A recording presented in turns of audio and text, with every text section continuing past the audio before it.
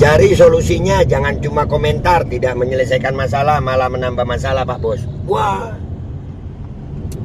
Mas Sam, ya, yang fotonya nggak ada nih. Kalonya ulun digaji dari pajak rakyat, dikasih fasilitas kantornya, ulun mencari solusi. Walaupun sekarang ulun nih berisi solusi, ulun kan bisa apa-apa juga. Karena kewenangannya ampun pejabat.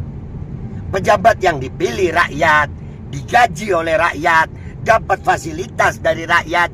Berjalanan gin, mobilnya buannya tuh dikawal. Amunnya mencari solusi, suruh pejabatnya manggil kita, ayo kita omongkan solusi. Kayak ini digaji kagak, dia apa kagak, memperingatkan suruh nyari solusi.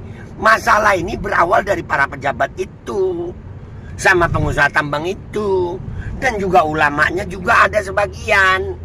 Rakyatnya juga umpat campur. Ulun memperingatkan kayak ini, digaji kada, dia apa kada, disuruh mencarikan solusi. Ayo, mau solusi. Duduk pejabat, ulama, pengusaha, rakyat. Ulun bari solusi. Kayak itu kakak ai.